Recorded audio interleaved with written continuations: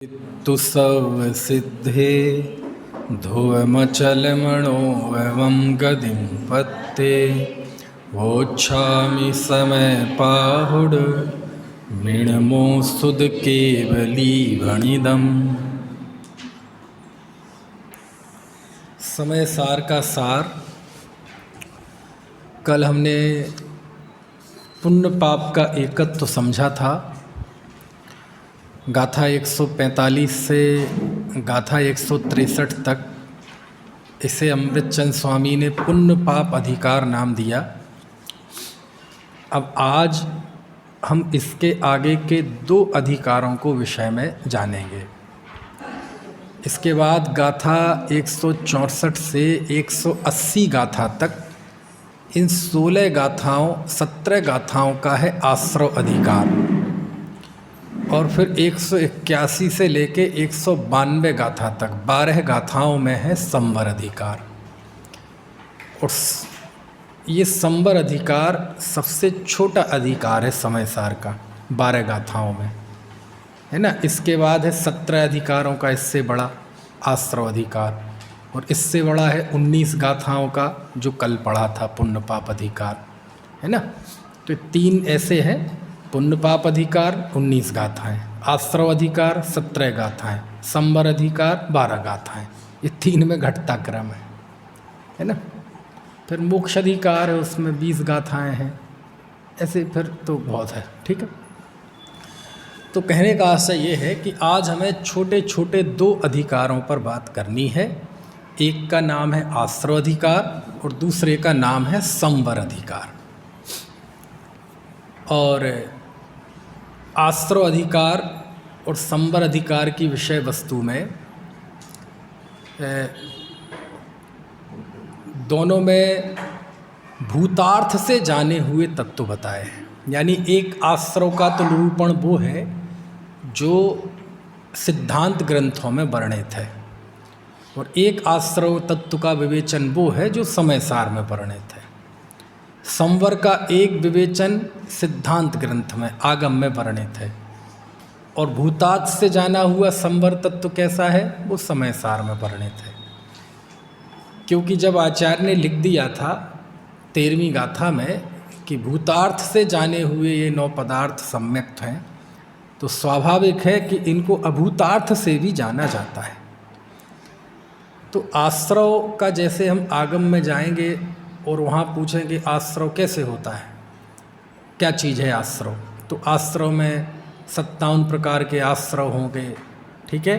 फिर कौन से गुण स्थान में कितने कर्मों का आश्रव होता है ये बताया जाएगा। संवर बताने के लिए ये बताया जाएगा कौन से गुण स्थान में कितनी प्रकृतियों का संवर है, ठीक है ना।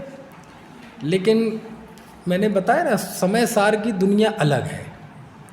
समय सार आगम का ही हिस्सा होने के बावजूद भी आगम नहीं है, ये परमागम है। परमागम किस अर्थ में, आगम में केवल सर्वज्ञ की साक्षी चलती है, सर्वज्ञ की प्रामाणिकता चलती है, लेकिन परमागम में स्वानुभव के द्वारा प्रमाणित होता है।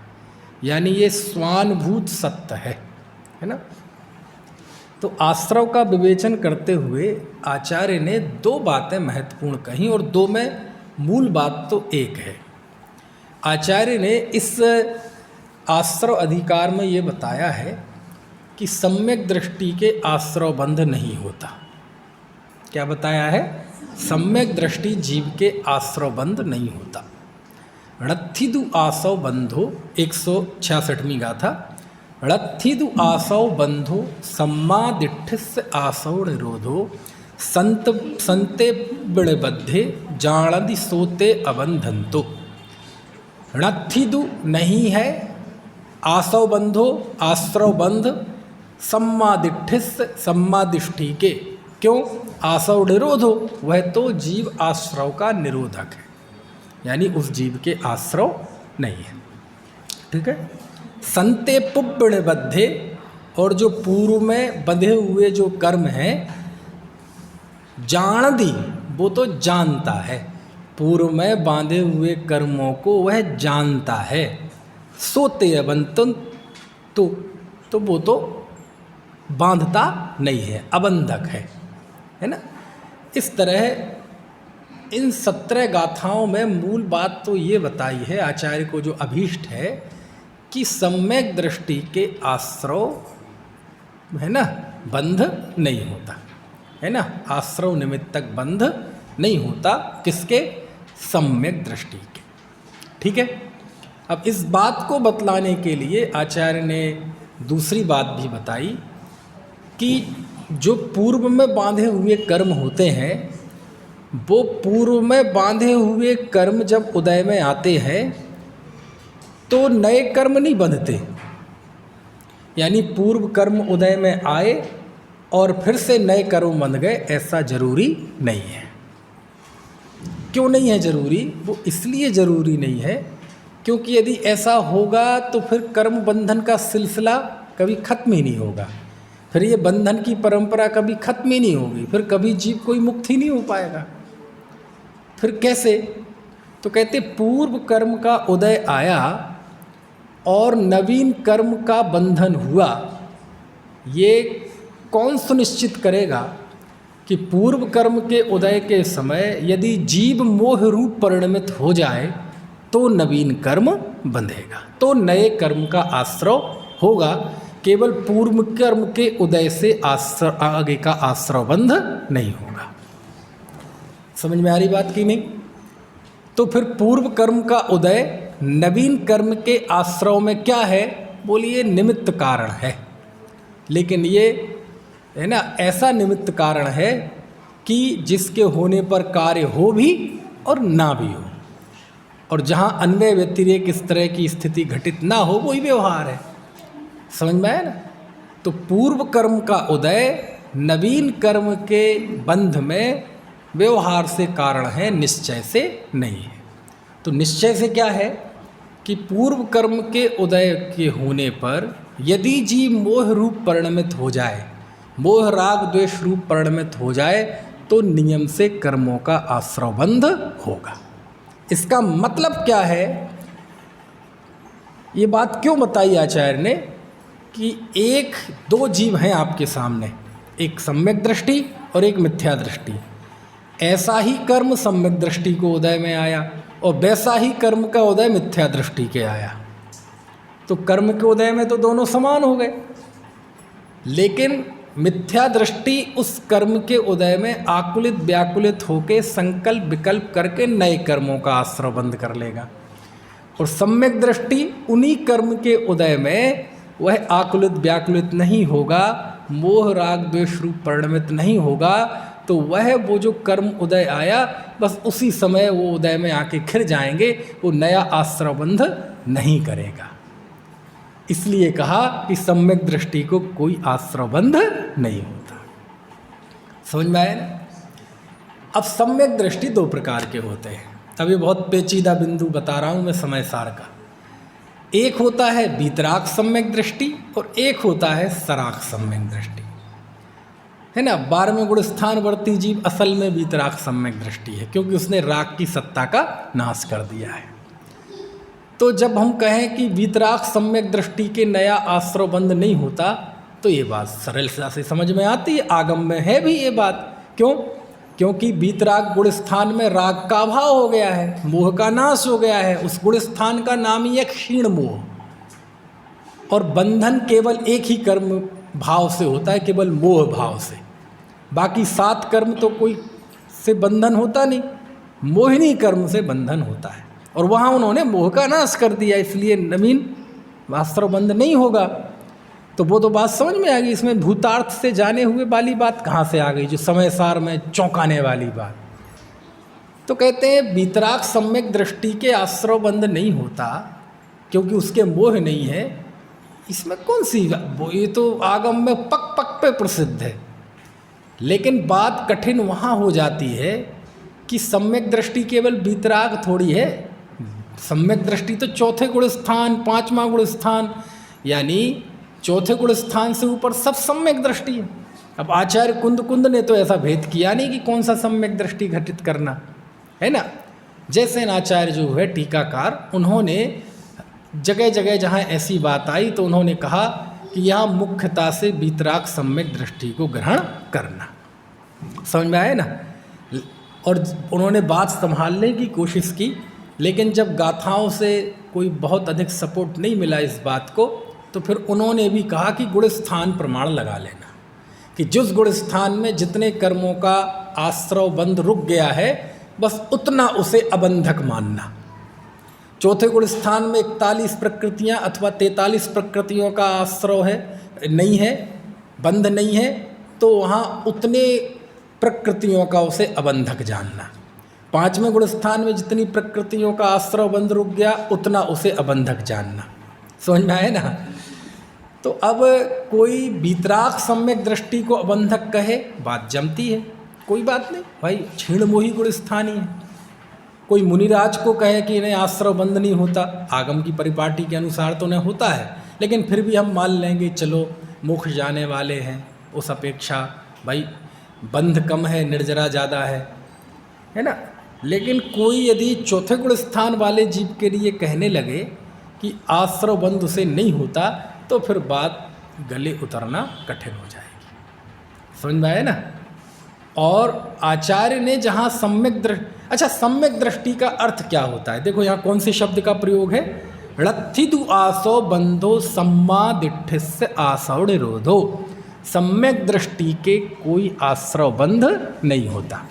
अब सम्यक दृष्टि का अर्थ क्या होता है, जहाँ जहाँ इस तरह की बात आई है, यद्यपि समय सार में दो ही तरह के जीव हैं, एक ज्ञानी और एक अज्ञानी, तीसरा कोई जीव नहीं है। समय सार की विश्वविद्यालय में कोई वृत्ति, अवृत्ति, गृहस्थ, श्रावक ऐसे कोई सर्टिफिकेट यहाँ नहीं है। यहाँ जीव केवल दो किस्म के हैं, ज्ञानी और अज्ञानी। लेकिन जहाँ आचार्य इस तरह की बात करते हैं वहाँ जानबूझ के सम्यक दृष्टि शब्द का प्रयोग करते हैं, क्योंकि ज्ञानी तो सभी है। समझ में आए ना। ज्ञानी को तो कोई कहेगा ज्ञानी मतलब केवल ज्ञानी है ना, लेकिन वो खास, क्योंकि ज्ञान जो है हकीकत में ज्ञान ना बंध का कारण है सिद्धांतता, और ना ज्ञान मुक्ति का कारण है। समझ में है ना। मोह बंध का कारण है, और वो दो प्रकार के हैं, दर्शन मोह, चारित्र मोह, मिथ्या दर्शन और मिथ्या चारित्र। और मुक्ति का कारण क्या है, धर्म का मूल सम्यक दर्शन है और साक्षात धर्म चारित्र है। सिद्धांततः दर्शन मोह से 16 प्रकृतियां बनती हैं और बाकी चारित्र मोह से बनती हैं, जैसे अनंतानुबंधी से 25 बनती हैं, ऐसी सबसे। मिथ्या ज्ञान से कितनी प्रकृतियां बनती हैं, मिथ्या ज्ञान से कोई प्रकृति नहीं बनती। क्यों? क्योंकि ज्ञान पे तो एक गुण का दूसरे गुण पे आरोप आता है। ज्ञान मिथ्या नहीं होता, मिथ्यात्व की वजह से उस ज्ञान को मिथ्या ज्ञान कहते हैं, सम्यक्त्व की वजह से उस ज्ञान को सम्यक ज्ञान कहते हैं।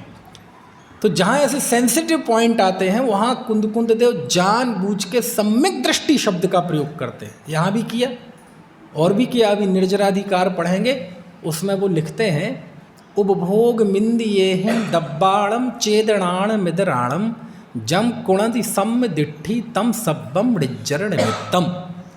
कि सम्यक दृष्टि जीव जो भी चेतन अचेतन पदार्थों का उपभोग करता है वह सब निर्जरा का निमित्त होता है। यानी सम्यक दृष्टि के भोगों से निर्जरा होती है, ऐसा लिख रहे हैं।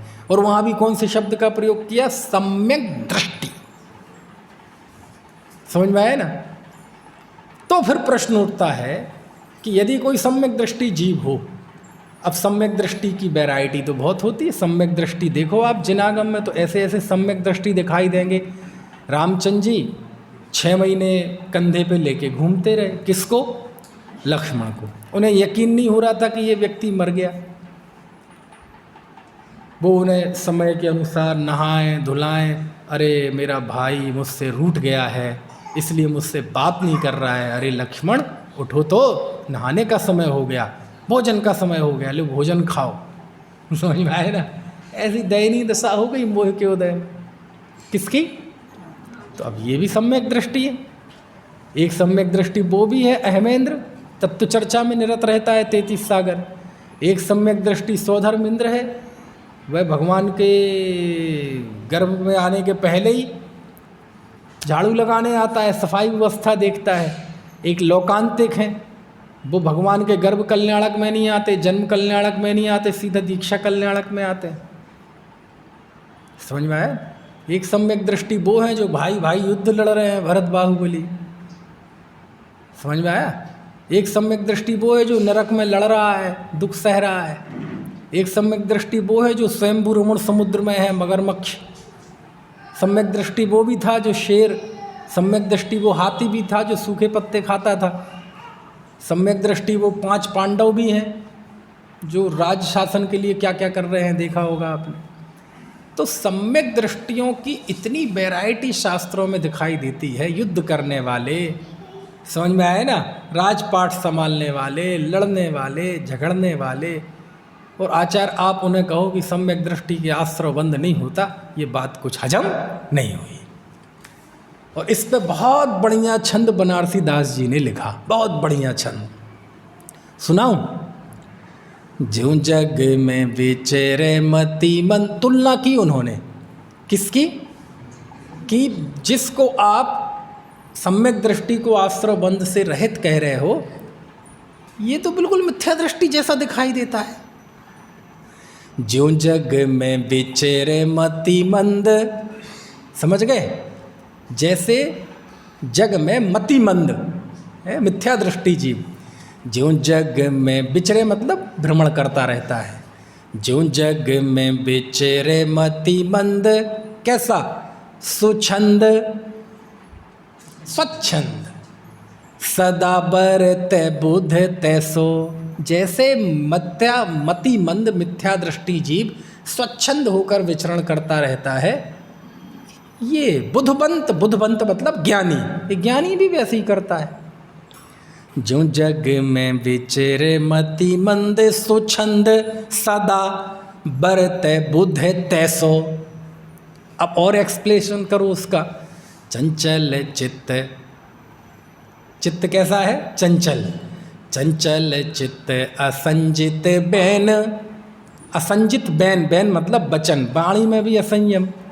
चंचल चित्त असंजित बैन, शरीर स्नेह, शरीर स्नेह, शरीर के प्रति स्नेह, मिथ्यात्व वाला नहीं, शरीर की संभाल का ठीक ठाक दिखें। शरीर स्नेह यथावत तैसो, यथावत ही जैसा का तैसा ही तो है, जैसे मिथ्या दृष्टि को होता है वैसे इसके दिखाई देता है। भोग संयोग परिग्रह संग्रह, भोग संयोग परिग्रह संग्रह, मोह विलास कर बुद्ध तैसो। और उसका मोह का विलास भी वैसे ही हो रहा है जैसे मिथ्या दृष्टि के हो रहा है। 6 महीने कंधे पे लेके आप में से घूमा कभी कोई?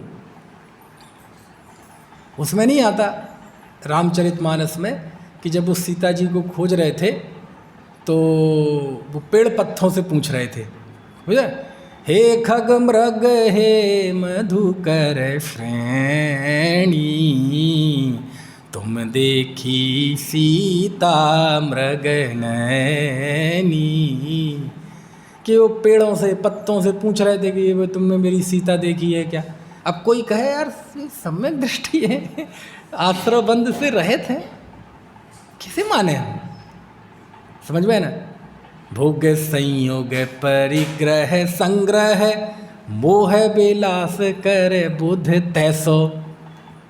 पूछत शिष्य आचार्य सो, यही कारण है कि वह शिष्य आचार्य से पूछ रहा है। पूछत शिष्य आचार्य सो, यह सम्यक बनते निराश्रव कैसो। समझ में आ रही है बात? जो जग में विचरे मति मंद, सुछंद सदा बरते बुध तैसो। चंचल चित्त असंजित बैन, शरीर स्नेह यथावत तैसो। भोग संयोग परिग्रह संग्रह, मोह विलास कर बुध तैसो। पूछत शिष्य आचार्य सो, आचार्य मतलब आचार्य, यह सम्यक बनते निराश्रव कैसो। देखो कल भी प्रश्न आया था, को शिष्य कहे गुरु पाही, कि कोई शिष्य गुरु के पास आकर कहता है पाप पुण्य दो सम नाहि। यहाँ भी कह रहा है कि हे आचार्य देव, ये बात समझ में नहीं आई कि सम्यक दृष्टि निराश्रव कैसे हो गया। भाई यही तो समय सार का पैंच है। समय सार में दृष्टि की मुख्यता है। समय सार आचार्य कुंद कुंद ये देखते हैं कि यदि किसी जीव को आत्मदृष्टि हो गई, उसकी श्रद्धा सम्यक हो गई, तो कुंद कुंद देव की दृष्टि में वो शुद्ध है, कुंद कुंद दृष्टि देव की दृष्टि में वो निष्कलंक है, पाक है, उसके जीवन में कहीं कोई कमी नहीं है। क्यों? क्योंकि हर ग्रंथ का एक उद्देश्य होता है, हर प्रकरण का एक उद्देश्य होता है, हर अनुयोग का एक उद्देश्य होता है। समझ में आया? आप हड्डी एक्सरे की दुकान पर जाएं, बोले पंडित जी आपको पता नहीं, वो दुकान नहीं, वो अस्पताल होती है। वो सब दुकानें ही हैं भैया, है ना। तो आप एक्सरे की, चलो डॉक्टर के पास जाएं और डॉक्टर से कहें, कौन से डॉक्टर से? एक्सरे के, कि जरा हमारा बिडाल चेक कर दें, जरा हमारा मलेरिया चेक कर दें, जरा हमारी शुगर चेक कर दें। तो क्या कहेगा वो? भाई साहब ये हमारे यहाँ नहीं होती, हमारे यहाँ तो एक्सरे होता है। किसी आदमी हो, करोड़ों रुपए का हॉस्पिटल बना रखा, तुमने भी डिग्री कर रखी, तुम भी एक्सरे के एमडी हो, रेडियोलॉजिस्ट हो, बेकार हो, कोई काम के नहीं हो, दिमाग खराब है तुम्हारा, कुछ नहीं आता तुम्हें। अब बताओ दिमाग किसका खराब है? मतलब क्या हुआ? अरे वो जो एक्सरे की मशीन है उसका काम हड्डी को देखना है। आपकी ब्लड शुगर कैसी है वो नहीं बताएगी मशीन, उसके लिए दूसरी प्रोसीजर, उसके लिए आप लैब में जाओ। आपको ईसीजी करानी है तो वो मशीन करेगी, आपको अल्ट्रासाउंड कराना है तो वो अलग मशीन है, आपको कोरोना टेस्ट कराना है तो उसकी स्ट्रिक अलग आती है, वो रैंडम जो होती है, सबकी किट अलग अलग होती है। भाई लैब में ब्लड चेक होता है, वहाँ आप जाके कहो कि ज़रा देखना हमारी यहाँ चोट लगी थी, हड्डी टूटी कि नहीं, फ्रैक्चर तो नहीं हो गया। कहते भैया ये हमारे यहाँ नहीं होता, बेकार है, तो कोई कुछ नहीं आता तुम्हें। अरे वो से बहुत कुछ आता है, तुम्हारा दिमाग खराब है। क्या मतलब हुआ? कुंद कुंद देव का जो समय सार है वह समय सार केवल एक टेस्ट करता है। वो कौन सा टेस्ट? कि तुम मिथ्या दृष्टि हो कि सम्यक दृष्टि, तुम आत्मदृष्टि वाले हो कि पर्याय दृष्टि वाले हो, बस इतना है, इससे ज़्यादा वो आगे नहीं जाता। और जैसे किसी हड्डी वाले के पास जाओ और उससे आप पैर के फ्रैक्चर कराओ और पैर में यदि फ्रैक्चर नहीं निकला तो उसकी दृष्टि से आप यू आर ओके। साहब उसको शुगर बढ़ी है, दूसरी लैब में जाओ, साहब उसकी ईसीजी चेक और ये और कहीं जाओ, मेरी दृष्टि में भी ये व्यक्ति ओके है, दूसरी बीमारियां हो सकती हैं। कुंद कुंद देव के समय सार की लैब में केवल एक टेस्टिंग होती है, आप स्वयं को आत्मा देखते हैं या आप स्वयं को शरीर आदि पर पदार्थ देखते हैं। यदि आत्मा देखते हैं तो कुंद कुंद देव की दृष्टि में यू आर ओके, और यदि आत्मा नहीं देखते तो हो सकता है बाहर में आप पंडित हों, विद्वान हों, ज्ञानी, मतलब लोक में ज्ञानी कहे जाते हों, त्यागी हों, वृत्ति हों, मुनि हों, आचार्य हों, उपाध्याय हों, 11 अंग 9 पूर्व के पारगामी हों, क्रिया का इतना पालन करते हों कि तीर्थंकर के बीच में खड़ा कर दिया जाए और कहा जाए इनकी क्रिया में दोष निकाल के बताओ, तो वो भी ना निकाल पाएँ। लेकिन यदि तुम अपने आप को ये देखते हो कि मैं मुनि हूँ, तो कुंद कुंद कहते हैं तो मिथ्या दृष्टि हो। समझ में आए ना? क्योंकि कुंद कुंद देव को आप बाहर में क्या है, क्यों जी, वृत्ति हो कि अवृत्ति हो, श्राप का चार में जाओ, चरणानि योग में जाओ, वो बताएगा। कौन से गुण स्थान में जी, वो करणानि योग में जाओ, वो बताएंगे। समझ में आए ना? जीवन में वैराग्य कितना है वो प्रथमान योग में देखो, महापुरुषों का जीवन पढ़ो और उससे अपना मूल्यांकन करो, वहां पता चलेगा। समय सार में समय सार ना किसी को वृत्ति देखता है, ना अवृत्ति, ना स्त्री, ना पुरुष, ना है ना छद्मस्थ, ना सर्वज्ञ, ना रागी, ना बीतरागी। समय सार के विश्वविद्यालय में केवल 2 सर्टिफिकेट जारी होते हैं। कौन कौन से? एक सम्यक दृष्टि, दूसरा मिथ्या दृष्टि, अथवा एक ज्ञानी और दूसरा अज्ञानी। यदि आत्मदृष्टि वाले हो तो कुंद कुंद देव को कोई फर्क नहीं पड़ता कि तुम गृहस्थ हो कि मुनि हो, तुम दुकान करते हो कि नौकरी करते हो कि नरक में लड़ रहे हो कि त्रेंच गति में कष्ट भोग रहे हो, कोई फर्क नहीं पड़ता। कुंद कुंद देव कहते हैं बिल्कुल निष्कलंक व्यक्ति है। और आगम उसे दृष्टि मुक्त कहता है। और यदि तुम कितने ही पवित्र बने रहना, 9वें ग्रह तक जाने वाले, यदि तुम मिथ्या दृष्टि हो तो तुम में और एक इंद्रिय निगोदिया जीव में कुंद कुंद देव कोई फर्क नहीं करते। समझ में आ रही? और उस वेदी पर बैठकर कहते हैं कि सम्यक दृष्टि को आश्रवबंध नहीं होता। मतलब क्या हुआ कि सम्यक दृष्टि को जो करणानि योग में जितना आश्रवबंध लिखा है वो इतना तुच्छ है, इतना छोटा है कि अनंत संसार के अलावे उस अनंत संसार के आगे उसकी क्या कीमत है। अनंत संसार के अलावे सम्यक दृष्टि के जो 2-3 भाव हैं उनकी कोई कीमत है, उसको वो गिनते ही नहीं। वो कहते हैं मुक्त है वो, अब बाकी जो है वो तो थोड़ा सा बचा है, वो खत्म हो जाएगा। समझ में आ रही है बात? क्यों? क्योंकि जिस संयोग में मिथ्या दृष्टि अनंत संसार बांध लेता है, उन्हीं संयोगों के बीच में वह अनंत संसार नहीं बांधता। क्यों? क्योंकि उसके मिथ्यात्व और अनंतानुबंधी कषाय का नाश है। उसने जितना नाश कर दिया है, आचार्य कुंद कुंद देव जो बाकी थोड़ा बचते हैं, अध्यात्म में समय सार में उसकी काउंटिंग नहीं होती। समझ में आया ना? देखो समय सार में 2 ही जीव, कौन कौन से बताए मैंने? ज्ञानी और अज्ञानी। समय सार की देखो थीम है एक, ये थीम नहीं समझेंगे तो बहुत जगह दिक्कत आएगी। आश्रवाधिकार में भी दिक्कत आएगी, अभी निर्जराधिकार में भी दिक्कत आएगी, बड़ी भारी दिक्कत आएगी। वहाँ भी ऐसी बातें हैं कि सम्यक दृष्टि निशंक होता है, निर्भय होता है, उसको परमाणु मात्र भी राग नहीं होता। तो वहाँ भी यही प्रश्न खड़ा होगा कि हमने तो सम्यक दृष्टि के राग देखा है, 6 खंडों की विभूति देखी है। तो कहते हैं बात दृष्टि की है। और कुंद कुंद देव का समय सार ये केवल दृष्टि का ही प्रधानता वाला ग्रंथ है। आपकी दृष्टि कहाँ है, आपकी श्रद्धा कहाँ है, आपका अपनापन कहाँ है, बस उसका पोस्टमार्टम करता है समय सार। और फिर वो कुछ नहीं देखता। यदि आपकी दृष्टि सही है तो आप चरणान योग आपके जीवन की बहुत निंदा करेगा, असंयम आदि की।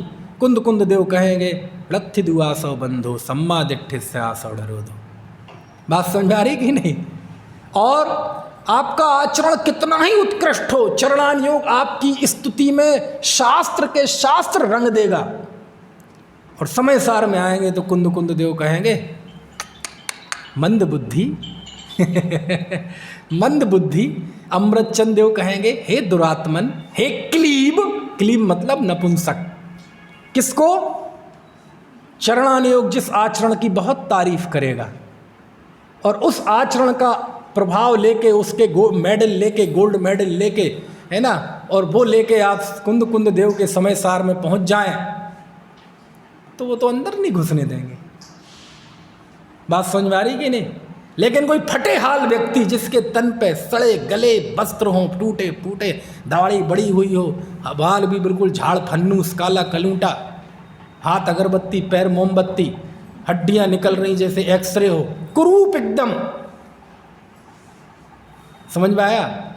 चरणान योग जिसकी घोर निंदा करेगा, दुनिया जैसे तिरस्कार करेगी, लोग भी जिसका तिरस्कार करेगा, कुंद कुंद देव उसकी उस फटे हाल से भिन्न उसकी अंतर्दृष्टि देख लेंगे और कहेंगे ये सिद्ध है, ये शुद्ध है, इसके परमाणु मात्र भी राग नहीं है। समझ में आया ना? क्यों? क्योंकि कुंद कुंद देव का पैरामीटर ही अलग है। एक्सरे की मशीन में खून नहीं दिखता, मांस मज्जा नहीं दिखते, वो केवल हड्डी का डिसीजन देता है। अब आप उसको सामने लो लो नहीं नहीं करो चेक, नहीं नहीं करो चेक, कुंद कुंद से कहो कि साहब वो नग्न है, ये कौन है, हमें ये हमारी मशीन में ये चीज पकड़ में ही नहीं आती। बात समझ में आ रही कि नहीं? कुंद कुंद कहते हैं 2 ही तरह के जीव हैं। कौन कौन से? एक ज्ञानी और एक अज्ञानी। आपने देखा होगा कई परीक्षाएं ऐसी होती हैं जिसमें अंक सूची नहीं आती, बस सर्टिफिकेट आते हैं, क्वालिफाइड या डिस्क्वालिफाइड। अब मान लीजिए कोई एग्ज़ाम हुआ, 100 नंबर की परीक्षा हुई और उसमें पासिंग मार्क है 50 रखे उनने, और जो 50 से 100 तक जिसके नंबर आए उनको कौन सी सर्टिफिकेट जारी होगा? क्वालिफाइड। और 1 से लेके 49 तक जिसके नंबर आए उसको कौन सा सर्टिफिकेट जारी होगा? डिस्क्वालीफाइड। बस समझ में आया? अब 1 नंबर वाला भी डिस्क्वालीफाइड और 49 वाला भी, 49 वाला भी वो आपस में उनमें फर्क होगा। 1 वाले का ज्ञान कम है, 49 वाले का ज़्यादा होगा, लेकिन कहते हैं दोनों डिस्क्वालीफाइड हो क्योंकि उस पॉइंट को नहीं छू पाए। और ऐसी 50 वाले में और 100 वाले में आपस में फ़र्क होगा, लेकिन मैं जिस जो परीक्षा बता रहा हूँ उसमें बोले अंक सूची नहीं आती। 50 और 100 वाला दोनों को एक ही सर्टिफिकेट, कौन सा? क्वालिफाइड। समझ में आ गई बात की नहीं? अब यहां आओ, आप चले जाओ, निकृष्ट से निकृष्ट जीव कौन है इस दुनिया में? निकृष्ट से निकृष्ट जीव वो है जिसकी बात छेड़ालाकार ने की। कौन सी? एक श्वास में 8-10 बार जन्म्यो मरियो भरियो दुख भार। एक श्वास में 18 बार जन्म और मरण करने वाला जो सूक्ष्म लब्ध अपर्याप्तक निगोदिया जीव है वो संसार का सबसे निकृष्टतम जीव है, सबसे निचली पर्याय का। उससे ज़्यादा गिरा हुआ जीव नहीं है कोई, सबसे निम्न अवस्था जीव की।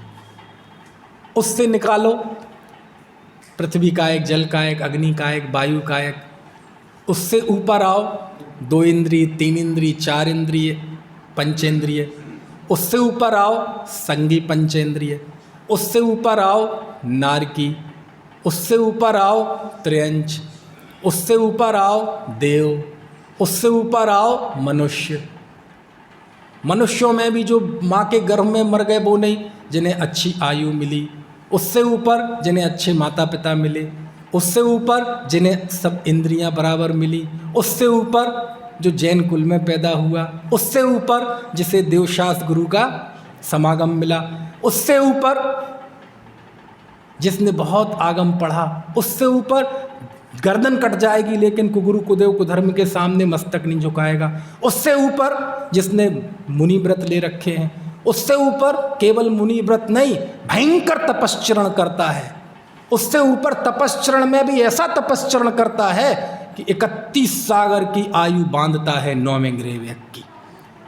और इससे ऊपर और क्या है? इसके साथ साथ, ऊपर तो नहीं, इसके साथ साथ ऐसा है कि गर्दन भी कट जाए, कोई है ना, हाथ पैर भी काट देवे तब भी आंख का कोरा लाल ना हो। गुरुदेव की भाषा में कहे, खाल खींच के कोई नमक डाल दे तो भी आंख कोरा लाल ना हो, उसको क्रोध ना आए। इतना मंद परिणामी ऐसा द्रव्यलिंगी।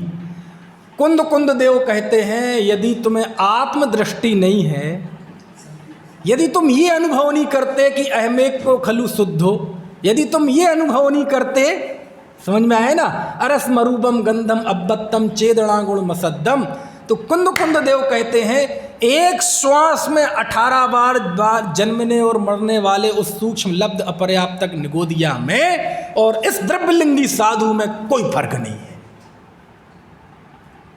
कुछ बात समझ में आ रही है कि नहीं? खतरनाक है बात। क्या है? खतरनाक बात है। और इतना ही नहीं, ये तो चलो भाव पाहुड़ ग्रंथ में जाएंगे आप, अष्टपाहुड़ में, तो वहाँ तो ऐसा भयंकर डोज दिया है।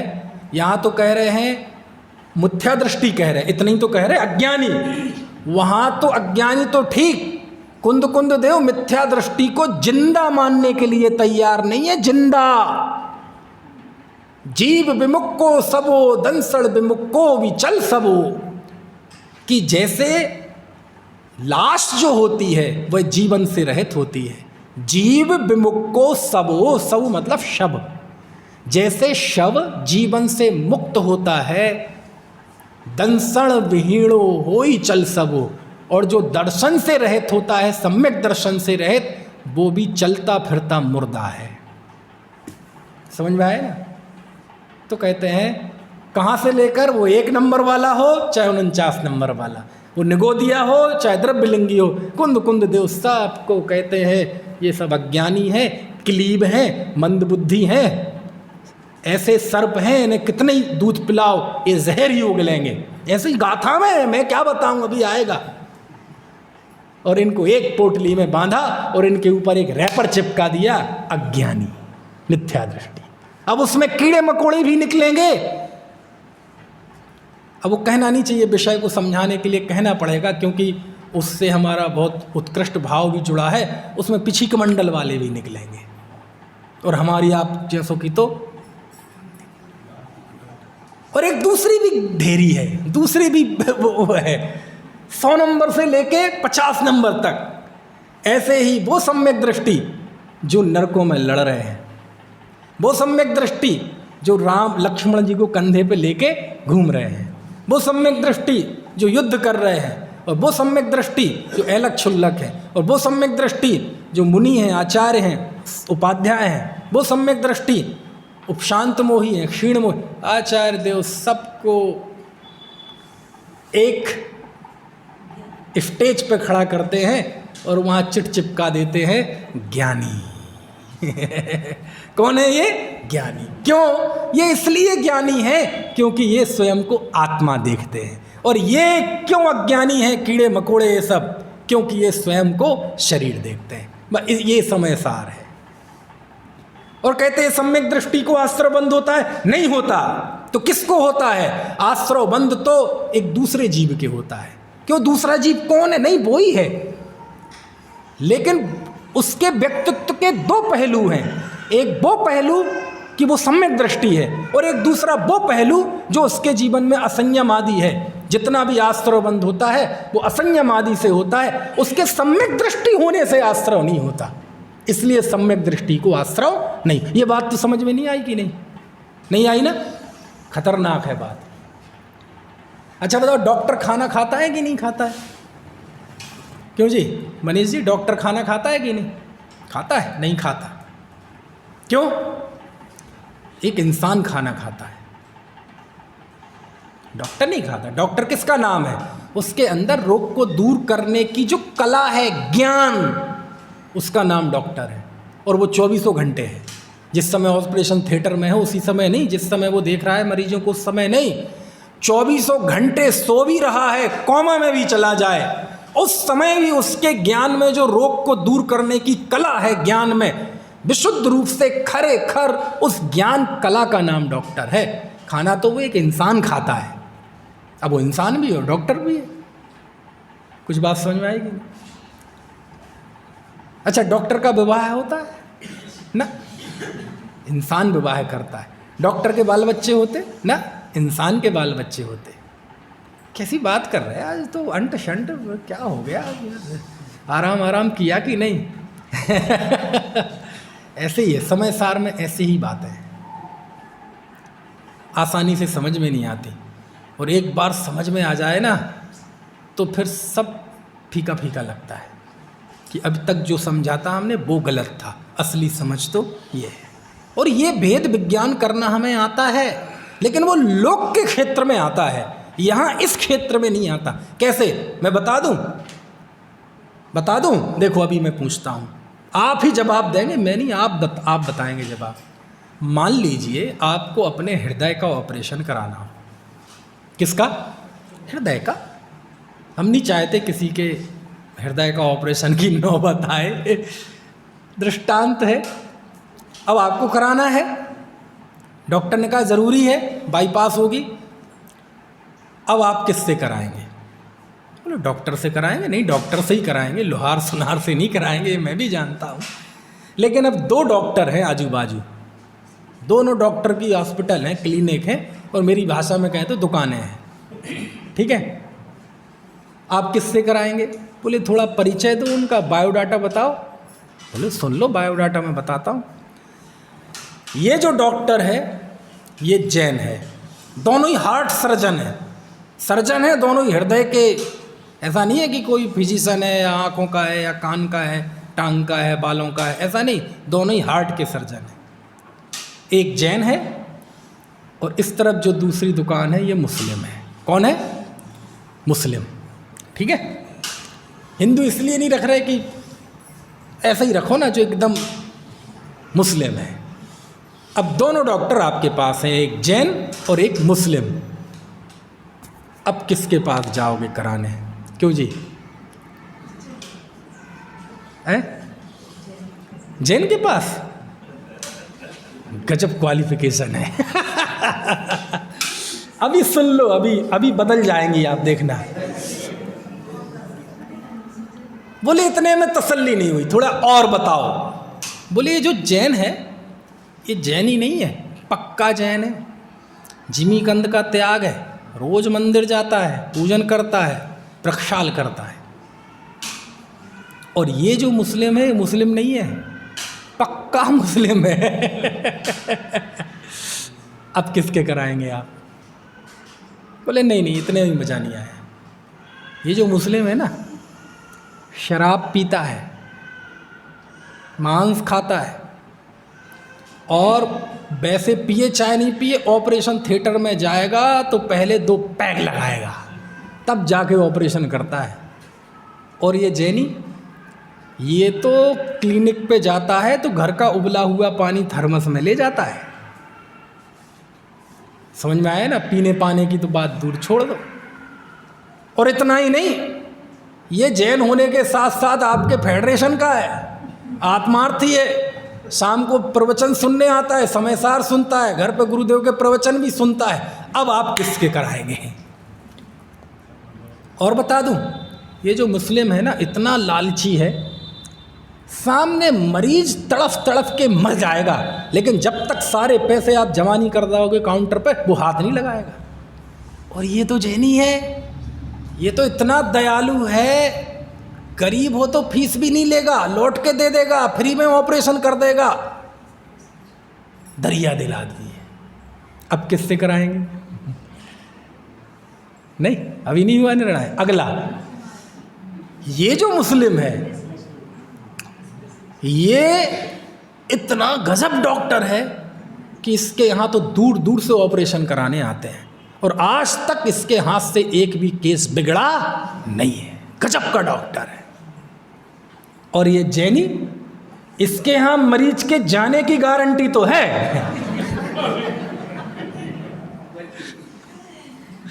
लेकिन लौटने की गारंटी नहीं है। अब बताओ किससे कराएंगे? क्यों जी, किससे कराओगे? प्रद्युम्न जी किससे कराओगे? जैनी से? नहीं, मुसलमान से। क्यों? अपना दिल मुस्लिम को दोगे कि लो चीर फाड़ कर लो? क्यों, किससे कराएंगे आप बताओ ना थोड़ा, वहीं से तो हमारी बात निकलेगी। किससे कराओगे जी? आप किससे कराओगे? मुस्लिम से? झूठ मत बोलो, देखो जिनवाड़ी के सामने। अरे आप छोड़ो, आप मुझसे पूछो मैं किससे कराऊंगा। तो मैं भी मुस्लिम के पास जाऊंगा। क्यों? देखो, डॉक्टर की बात अलग है, वो उसके जाति धर्म से हमें क्या लेना, उसी की निजी जिंदगी से हमें क्या लेना। तो डॉक्टर गजब है, कर लिया ना भेद विज्ञान, भेद विज्ञान कर लिया ना आपने। आखिरकार आपने ये मान लिया ना कि डॉक्टर हिंदू मुस्लिम सिख ईसाई नहीं होता, डॉक्टर क्रोधी मानी अहंकारी नहीं होता, डॉक्टर व्यसनी नहीं होता। ये जितने जितने रूप हैं वो इंसान के रूप हैं। डॉक्टर उसके कला का नाम है, और माशाअल्लाह उसकी कला में वो जादू है, आज तक उसके हाथ से कोई भी केस बिगड़ा नहीं है। समझ गए?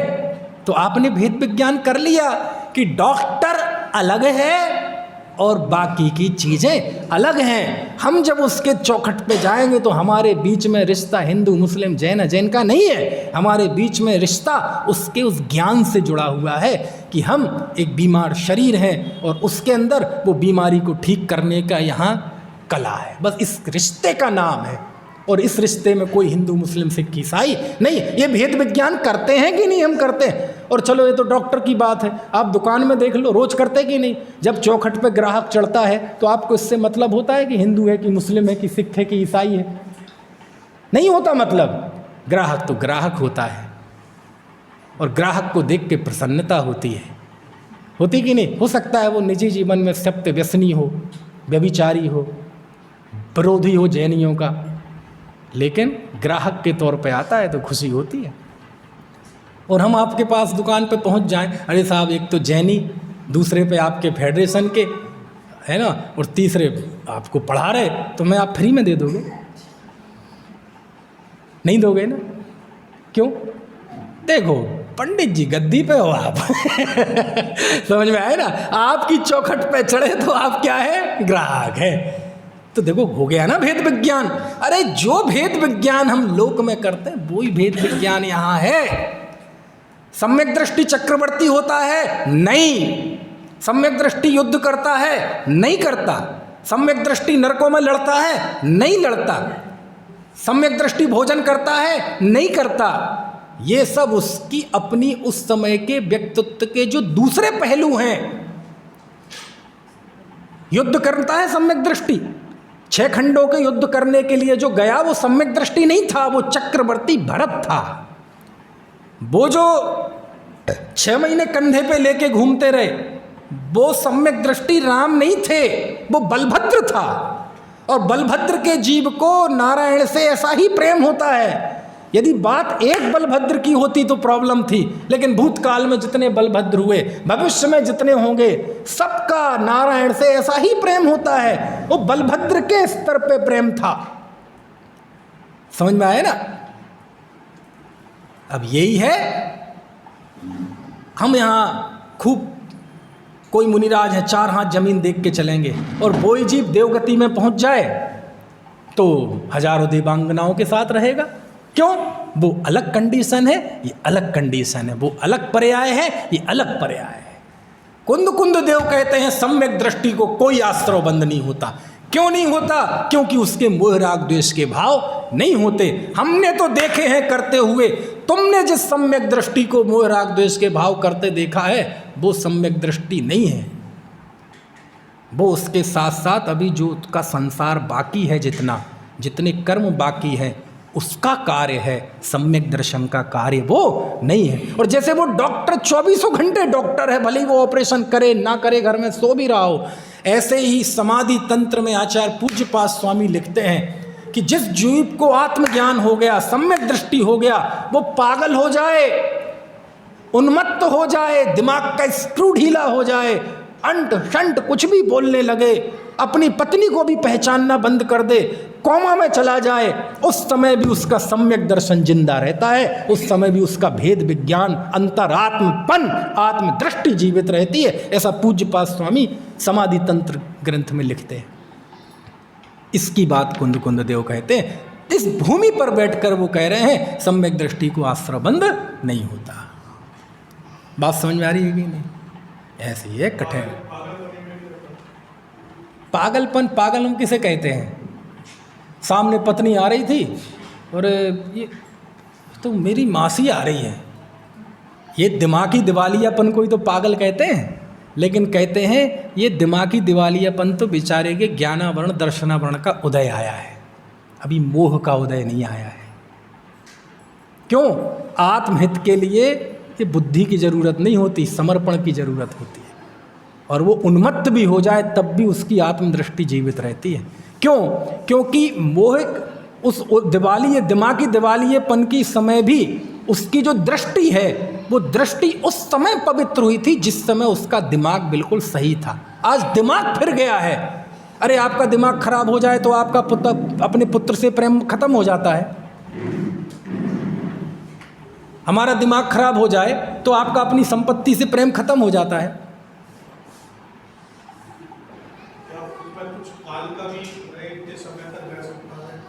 अब उतनी डिटेल में अभी क्यों जाएं, काल का है ना, अब उतनी डिटेल में ना जाएं, कितना काल हो तो फिर सिद्धांत में चले जाएंगे।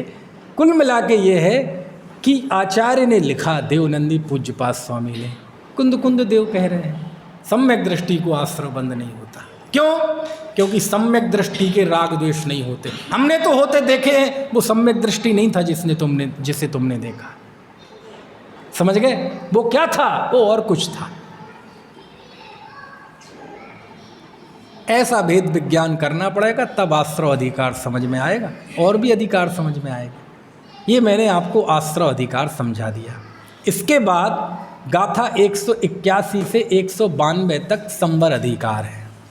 और इस संबर अधिकार को अमृतचंद स्वामी ने कहा है। संबर किसे कहते हैं? आश्रव और संबर ये विरुद्ध हैं। आश्रव मतलब कर्मों का आना और संबर मतलब कर्मों का रुकना। आश्रव संसार तत्व है और संबर है ना उपादेय तत्व है, ग्रहण करने लायक है, उससे मुक्ति की शुरुआत होती है। तो संबर किसे कहते हैं? तो कहते भेद विज्ञान से संबर होता है। भेद विज्ञान किसके बीच में करना? बोले ऐसा भेद विज्ञान करना कि क्रोध में क्रोध है और उपयोग में उपयोग है, बस ऐसा भेद विज्ञान करना। क्या भेद विज्ञान करना?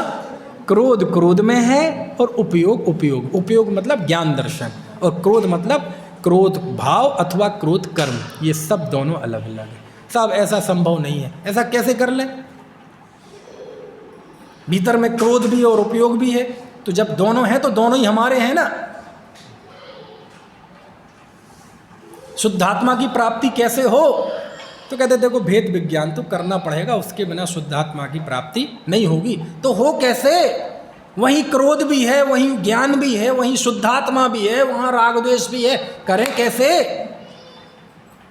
तब आचार्य ने इस ग्रंथ की अद्भुत गाथा लिखी और वह गाथा है 186वीं गाथा। जरा पढ़ो 86वीं गाथा, 186वीं मिलके बोलेंगे। शुद्धम तु विअणन्तो शुद्धम चेवप्पयं लहदि जीवो जानन्तो दु अशुद्धम अशुद्धमेवप्पयं लहदि। वाह!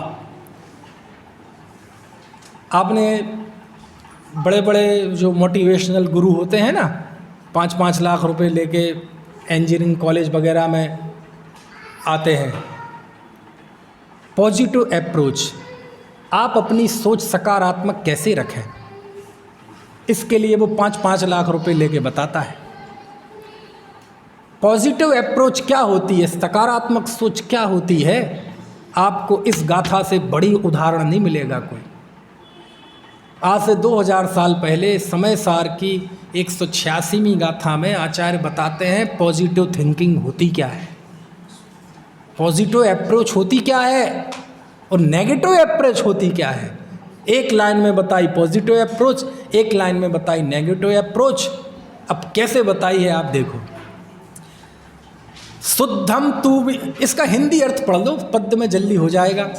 जो जानता मैं शुद्ध हूँ वह शुद्धता को प्राप्त हो, जो जानता अविशुद्ध में अविशुद्धता को प्राप्त हो। वाह! बोले जो स्वयं को शुद्ध जानेगा उसे शुद्धात्मा की प्राप्ति होगी, और जो स्वयं को अशुद्ध जानेगा तो अशुद्ध आत्मा की प्राप्ति होगी। तो आत्मा कितने हैं? एक ही है। फिर ये दो आत्माएं क्यों प्राप्त हो रही है? क्योंकि तुम्हारी सोच दो तरह की है। क्या कहा? ये जो जोंक होती है ना, जोंक जो गर्मी के दिनों में उमस के लिए ये गाय भैंस दल दल में उतर जाती हैं और वह थन में गोंद चिपक जाती है उसके, और वो खून पीती है। और कौन सा खून पीती है? गंदा खून पीती है। और कब तक पीती है? जब तक कि पेट बस्ट ना हो जाए, फट ना जाए। अच्छा खून नहीं पीती, गंदा खून पीती है। अब देखो, वहीं गाय के थनों में हष्ट मिष्ट पुष्ट धवल निरंजन स्वच्छ दूध भी है, लेकिन वो दूध नहीं पीती। क्या पीती है? खून। और खून में भी कौन सा खून? गंदा खून। कहते तुम भीतर में ये जितने विकार हैं, जितने संयोग हैं, इनको एक बार दृष्टि में से हटाओ और अपने अंदर निहारो, तो परिपूर्ण भगवान आत्मा समझ में आया ना? आनंद का गंध, शुद्धता से भरा हुआ, शांति से भरा हुआ, सुख से भरा हुआ, जिसके सुख में कभी हिरास नहीं होता। क्यों नहीं होता? क्योंकि वो इतना मजबूत है, कमज़ोर में हिरास होता है और उसमें कभी विकास भी नहीं होता उसके सुख का। क्यों? क्योंकि ज़रूरत नहीं है। ऐसा परिपूर्ण तत्व अंदर में दिखेगा। वहीं पर प्रदेश भेद नहीं, मतलब अलग नहीं जाना पड़ेगा, वहीं वह शुद्धात्मा दिखेगा।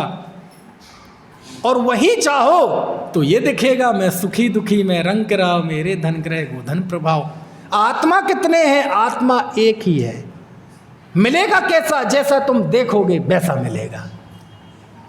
तुम अशुद्धता की तरफ से देखोगे तो आत्मा अशुद्ध दिखेगा, और उसके स्वभाव की तरफ से देखोगे तो शुद्ध दिखेगा। अब तुम्हें चाहिए कैसा, वो तुम्हारे ऊपर डिपेंड करता है कि तुम कैसा शुद्ध आत्मा चाहते। सुख भी यही है, दुख भी यही है, क्लेश भी यही है, शांति भी यही है, सब कुछ यही है, बस तुम्हारी नज़र बदलने का फेर है। समझ में आए ना? सब कुछ यही है, शरीर भी यही है, उसके कर्म परमाणु वगैरह सब 9 कर्म शरीर भी यही है, और दुनिया भर के धर्म आकाश काल सब यही है, और यहीं पर जीव भी है, शुद्धात्मा भी है। अब तुम्हारी दृष्टि कहाँ जाती है वो महत्वपूर्ण है। तुम्हारी दृष्टि कीचड़ पे जाती है कि कीचड़ में पड़े हुए सोने पे जाती है। जो जानता मैं शुद्ध हूँ वह शुद्धता को प्राप्त हो, जो जानता मैं शुद्ध हूँ वह शुद्धता को प्राप्त हो। क्या गाथा है!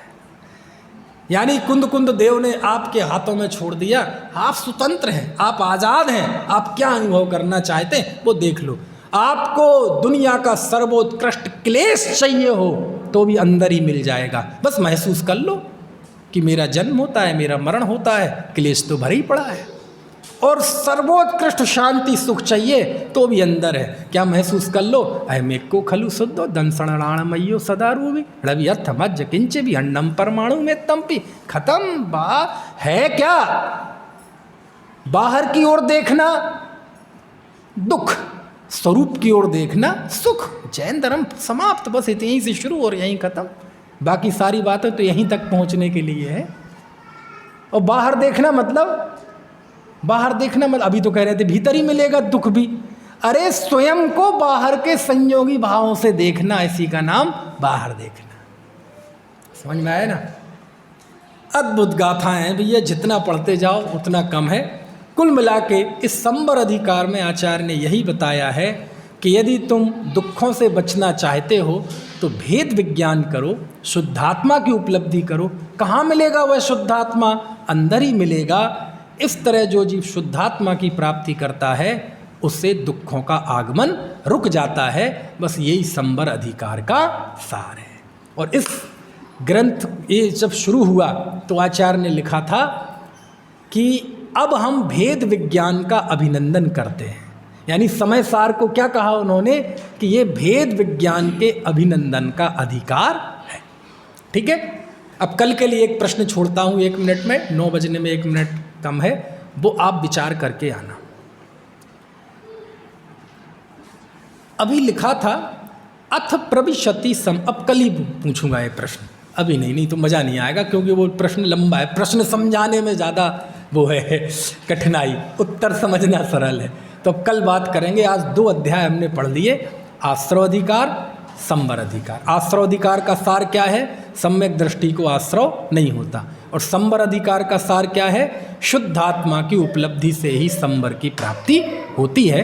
कल हम इस समय सार का सबसे खतरनाक अध्याय निर्जरा अधिकार पढ़ेंगे। चल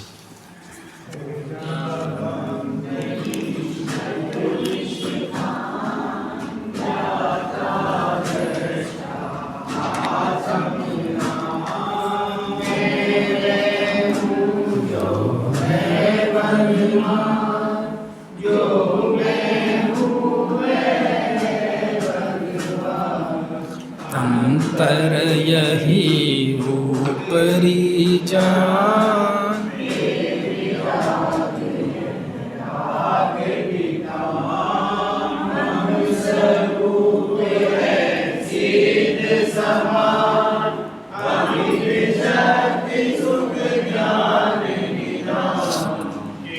तू आस बस खोया ज्ञान,